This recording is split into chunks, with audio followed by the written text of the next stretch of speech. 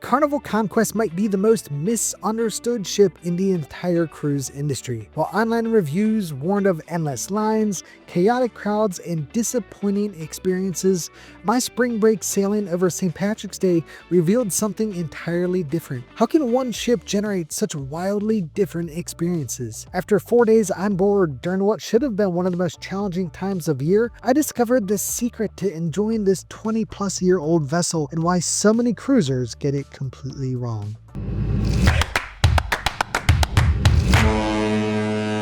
Hey y'all, I'm Evan with Family at Sea, where we help make every cruise unforgettable. Today we're diving into the Carnival Conquest, a ship that's been sailing for over 2 decades, but still draws thousands of passengers every 3 to 4 days. I just returned from a 4-day spring break cruise that also happened to fall on St. Patrick's Day, which on paper sounds like a recipe for chaos. But here's the thing, despite all the warnings and negative reviews I read beforehand, my experience was completely different than what I expected. And that got me thinking, why do some people have terrible experiences while others walk away completely satisfied? So in this video, I'm going to cover the surprising highlights that most reviews never mention, the legitimate drawbacks that you should know about before booking, and most importantly, who is this ship actually perfect for and who should avoid it? Whether you're considering the Conquest for your next vacation or just curious about what an older Carnival ship is really like in 2025, this honest review will help you decide if it's right for you. So if you're ready, I am. Let's go. Before I continue, if you're thinking about booking a cruise, whether it's on the Carnival Conquest or any other ship, my friends at Cruises It can help you get the best possible deal. They have access to exclusive rates, industry best perks, and discounts you won't find anywhere else. Plus, their cruise fare watch system tracks price drops until final payment, so you never overpay. To book your dream cruise at the guaranteed best price, click the link in the description below to get started. And if you love cruising and want to make sure you always get the best experience, hit that like button and subscribe. It helps make sure you get more tips, honest reviews, and cruise insights that will help you plan the perfect trip. And I've got some really great content I'm going to be sharing soon, so you're not going to want to miss it. Carnival markets the Conquest as an affordable getaway with fun ship vibes, promising a taste of the Carnival experience without breaking the bank. And let's be honest, these shorter 3 and 4 day itineraries have earned a reputation as booze cruises where the party never stops. But is that all there is to it? Not quite. Wait, Evan, you're telling me that it's not just a floating frat party with shuffleboard? That's exactly what I'm telling you. I mean, sure, the Conquest is a 20-plus-year-old ship that doesn't have the water parks, roller coasters, or flashy features of Carnival's newer vessels. The French Impressionist theme feels dated in some areas, and you'll notice wear and tear despite regular maintenance. It's not trying to compete with luxury lines or even Carnival's newer ships. What it does offer is a surprisingly well-rounded cruise experience at a price point that's hard to beat. Many passengers on my sailing paid less than $1,000 for their entire 4-day vacation. I'd booked last minute when it was completely sold out and still found it reasonable compared to land-based alternatives. Give them to me young, hungry, and stupid, and in no time, I'll make them rich. The Conquest delivers where it counts. Comfortable cabins, great dining options, live entertainment, and that signature Carnival service. While you'll find plenty of people enjoying those famous Carnival cocktails, especially during spring break, I discovered the ship offers much more than just a floating party. Carnival doesn't overpromise and underdeliver with the Conquest. It knows exactly what it is and it embraces it. And for many cruisers, that honest approach is exactly what makes it work. So let's start with what makes the Carnival Conquest worth your time and money, even as one of the oldest ships in the Carnival fleet. First, the value is undeniable. For what you pay, you get a complete vacation package with accommodations, transportation between ports, entertainment, and most food is included. Even during a peak spring break sailing like I was on, the price point remains accessible for most travelers. I booked last minute and still found it to be a good value compared to land-based alternatives. The service on board consistently significantly exceeded my expectations. My cabin steward knew my name impressively from day one and kept my room immaculate. In the main dining room, my server Enrique was truly outstanding. He was warm, attentive, and incredibly knowledgeable about the menu. He timed each course perfectly, offered thoughtful recommendations, and made dining alone feel like a special occasion each night. Evan, it sounds like they've mastered the art of making you feel like the only guest on a ship with 3,000 people. You're not wrong. Speaking of exceptional service, I had to highlight the chef's table experience with executive sous chef Singh. This premium dining experience was extraordinary, but what happened afterward was even more remarkable. After sharing a meaningful conversation with Chef Singh, he invited me to a private event the following day with no details other than to show up at 4:45 p.m. So when I arrived, I discovered he had arranged a private tasting menu in the galley for just me and one other couple and himself. This magical experience wasn't because I'm a content creator, because I never mentioned that. It came from a genuine connection and the crew's desire to make special moments. The food options across the ship deserve praise too. Guy's Burgers lived up to the hype. Juicy, flavorful, and available without an upcharge. The Blue Iguana Cantina served fresh tacos and burritos that rivaled many land-based Mexican restaurants. Even the main dining room impressed with dishes like the prime rib and the chocolate melting cake that Carnival is known for. They were all consistently excellent. Entertainment options were plentiful and diverse. The comedy shows packed the house, and for good reason. Both family-friendly and adult-only performances delivered genuine laughs. The production show, 80s Pop to the Max, was a high-energy performance that transported the audience back in time with nostalgic hits and impressive choreography. Live music throughout the ship created the perfect atmosphere, whether you wanted to dance or just enjoy a cocktail. On a smaller ship like the Conquest, one of the perks is you actually get to interact with the cruise director regularly, and Robbie made the most of this. I had multiple meaningful conversations with him throughout the sailing.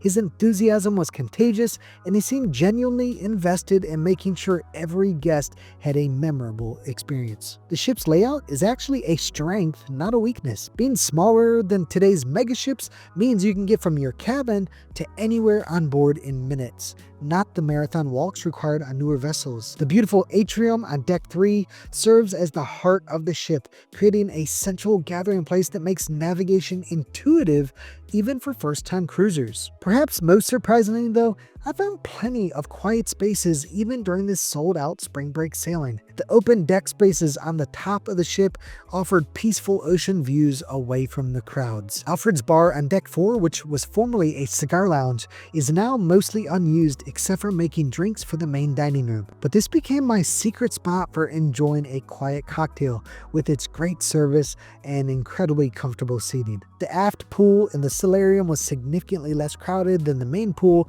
and the Serenity adults-only area provided a genuine escape when needed. What impressed me most though was how the Conquest balanced the party atmosphere with options for relaxation. Yes, there were spring breakers having the time of their lives, but there were also couples enjoying romantic moments and families creating memories together, all coexisting comfortably on the same ship. While the Carnival Conquest delivered in many ways, I wouldn't be giving you an honest review if I didn't address some legitimate drawbacks. So let's start with the obvious.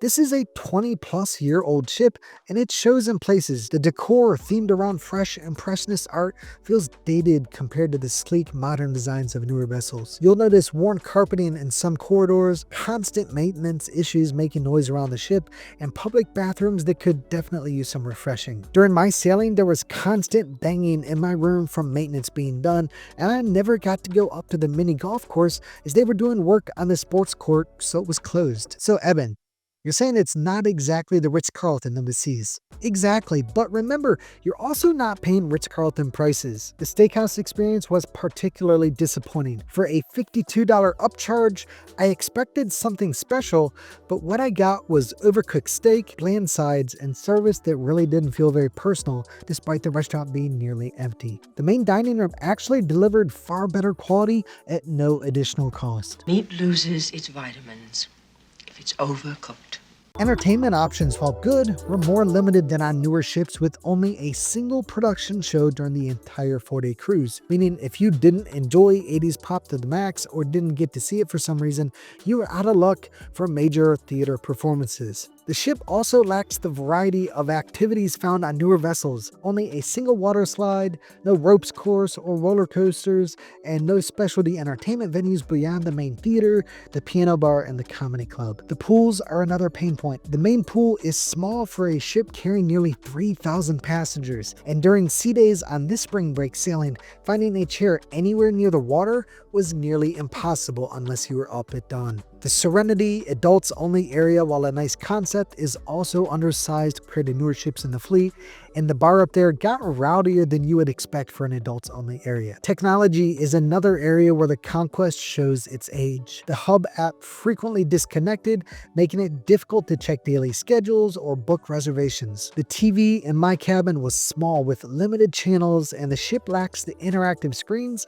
found on newer vessels that can help with navigation and booking activities. For families with children, the kids club facilities are functional but basic. If your children have experienced the elaborate kids areas on newer ships with their themed spaces and extensive programming, they might find the Conquest offering underwhelming. Finally, while I personally didn't mind, it's worth noting that the Conquest does attract a party crowd, especially on these shorter itineraries. During spring break and holiday weekends, you should definitely expect louder hallways, more intoxicated passengers, and generally a more boisterous atmosphere than you might find on longer cruises or premium lines. None of these issues ruined my cruise though, and honestly it was far from it. But they're important considerations, especially if you're comparing the Conquest to newer ships in the Carnival fleet or other cruise lines entirely.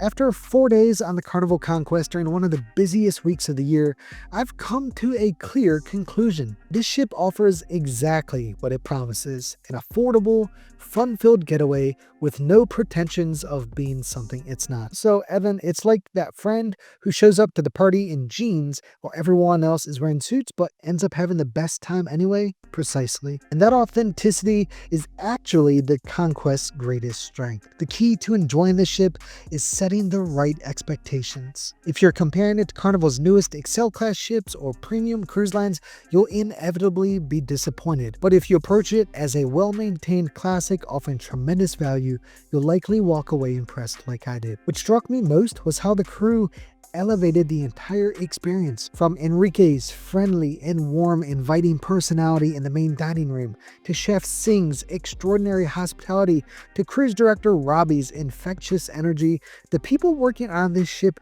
genuinely care about creating memorable moments for guests. That level of service isn't something you can build into a ship's design. It comes from a culture that values personal connections. Be curious, not judgmental.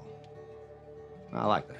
I also realized that the Conquest's smaller size creates opportunities that simply aren't possible on megaships. The chance encounters with crew members, the ability to find your way around without a map by day 2, and the sense of community that develops with your fellow cruise mates over just a few days. These are increasingly rare experiences in an industry trending toward bigger and flashier vessels. Yes, there are legitimate drawbacks. The ship is showing its age in places, some facilities are undersized for the passenger count, and you won't find the latest innovations that make the newer ships exciting. But these shortcomings are reflected in the price, which remains one of the best values in cruising. What's fascinating is how polarizing the reviews for this ship can be. Some passengers complain bitterly about outdated decor or limited amenities, while others rave about the friendly service and overall experience. And after my sailing, I'm convinced this divide comes down to expectations more than anything else. The Carnival Conquest isn't trying to compete with the newest ships in the fleet.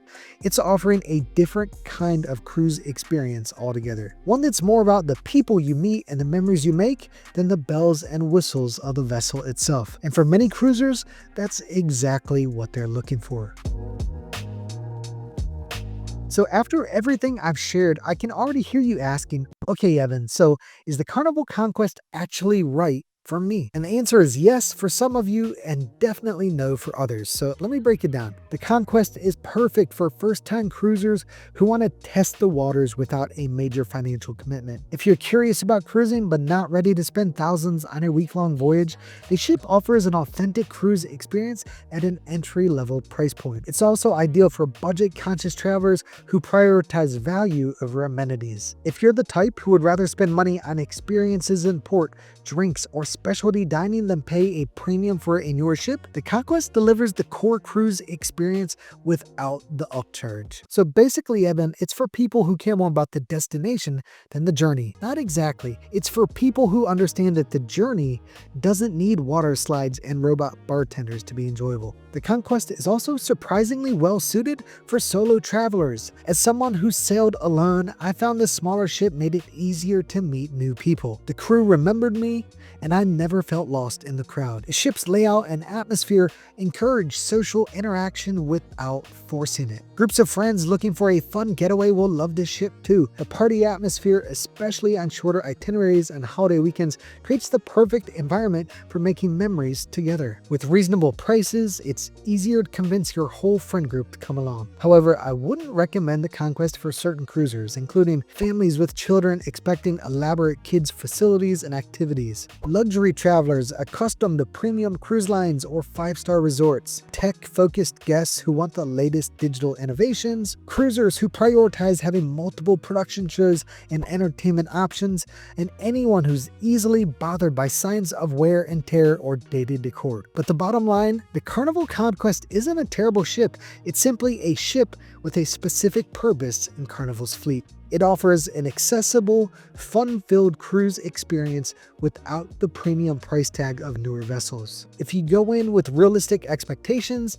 and an open mind, you can have an incredible vacation that delivers tremendous value. But if you're expecting the cutting-edge features of Carnival's newest ships, you might want to save up for an Excel-class ship instead. So after spending 4 days on the Carnival Conquest during spring break, one thing is clear, this ship offers a genuine cruise experience that doesn't need flashy gimmicks to deliver a memorable vacation. But Evan, I'm still not sure. Should I book an older ship or save up for one of the newer ones? That's a great question, and it really depends on what you value the most. The bad news? Cruising can get expensive fast, especially if you're eyeing those newer ships with all the bells and whistles. The price difference between the Conquest and Carnival's newest vessels can be substantial. The good news? This next video will help you make the most of any cruise, regardless of which ship you choose. In my 15 money-saving hacks video, I'll show you insider tips to elevate your experience without emptying your wallet. From getting free perks to finding hidden discounts to work on any ship in the fleet,